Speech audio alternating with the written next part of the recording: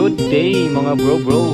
Ayan, nandito kami ngayon sa may Awichon Cultural Village sa Dubuagan, Kalinga. Ayan, talaga naman napakaganda ng view. Saka yung simoy ng hangin malamig. Nature, sa mga nature lover dyan, dito fit na fit kayo.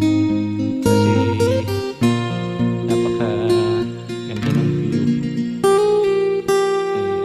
Breathtaking views mga bro. Sana mapunta nyo din ito mga bro. Ayan.